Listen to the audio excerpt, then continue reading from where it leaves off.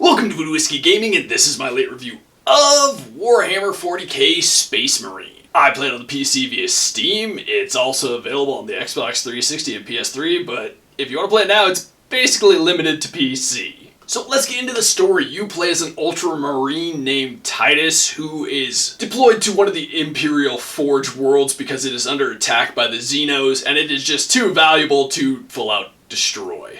You and your brothers must battle through the orcs and save the world. And I'm going to say, the story is totally adequate. It worked. I enjoyed it for the most part. I will say, if you hit a certain moment and you're like, I wonder if the plot's going to go this way, it's absolutely going to go that way. There were a couple of moments where it was like, oh, we're going to do a twist, and it's not a twist in the slightest. Like, the more shocking moments, if you know anything Warhammer, you're like, I kind of saw those coming a mile away when you did this one thing that kind of hints it goes exactly where you think it's going to go. Now, as for the audio, the music is good. I like it. It works with the Warhammer 40k world. It definitely reminds me of the Warhammer 40k RTS games. I've played pretty much all of them at this point, I think. Don't quote me on that, but I've played a ton of them. As for the voiceover work, I think the voiceover work is well done in this game. All the voices of the characters really fit with those characters, so I think they did a good job and just, pretty well nailed it, honestly. Then you got the sound effects, which those all fit extremely well, whether it's your chainsaw sword, your bolter,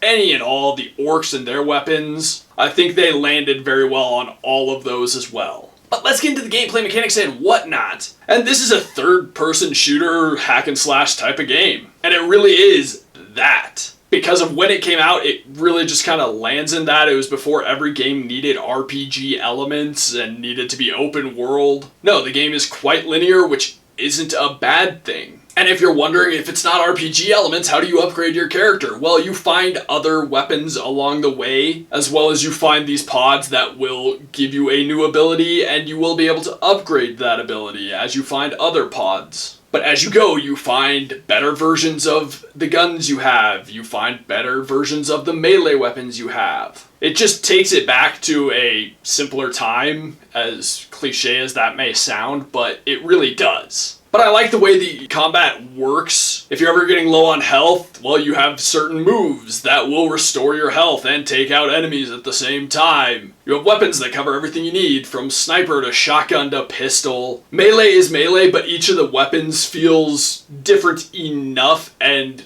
as you get further in, the upgrades feel better, but one of the best melee weapons will limit you, and maybe you don't want to use that. So I think it's cool that you can kind of balance it as you like, because you do stop by points and you can swap out weapons, and they make that easy, and so I enjoyed that. Given the era this came out in, you'd expect a lot of chest-high walls. It does not do that because this is much more of a straight charge-in action game, but there are definitely times where there's a lot of shooting. Also, the jump pack sections are a lot of fun. The only complaint I will say that I do have with it is I do feel there could be more boss fights in it, at least one or two more. There are a couple, but they could have given you more. Now let's get into the controls, and they work well. And in reality, they're mapped well. It just took me a minute to get used to them because I've gotten so used to certain control layouts for this style of game. But once I got used to them again, I was like, oh, this is fun. I'm having no issues with them. I didn't have aiming issues. I didn't have movement issues. I was quite happy with the responsiveness of the controls. And then last but not least, the graphics and visuals. I think it's a good looking game. I mean, obviously it's not quite as detailed, it's not quite as hyper realistic as current games are because it came out in the 360 PS3 era. But I do think it looks good. And the Warhammer games have always had, I'm not going to say cartoony, but they've always hit a balance of a certain amount of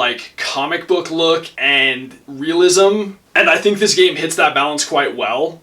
Your character's faces and whatnot, that looks realistic. Their armor is well over the top, and it's not quite cel-shaded, but it would fit very perfectly in a comic book. But I love a lot of the design choices. Obviously, the Ultramarine armor is iconic, and they do it just so very well in this game. It looks awesome, but same with all of the Ultramarine and Imperial weapons. But I think one of my favorite things visually was I was walking through this hallway that essentially looks like the interior of a futuristic cathedral, and it just felt like the Imperium.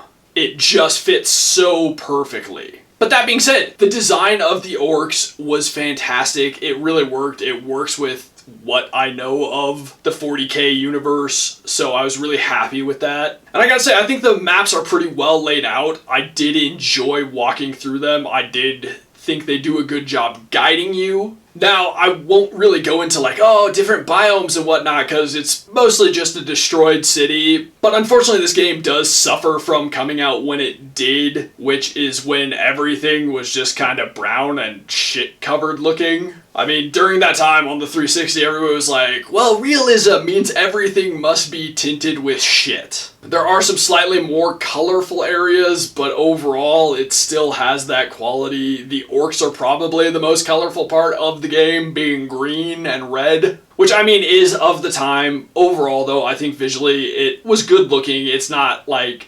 mind-shattering by today's standards for obvious reasons, and even then, I don't think it was really necessarily mind-shattering.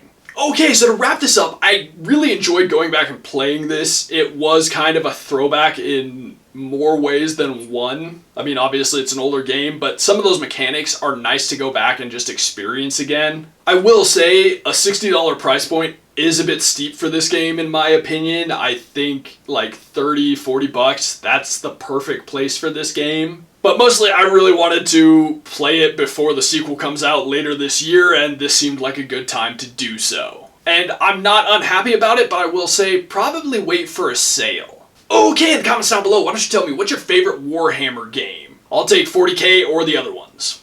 And as always, thanks for watching. If you enjoyed the video, please hit that like button. And if you like what I'm doing in general, share and subscribe. Have a good one.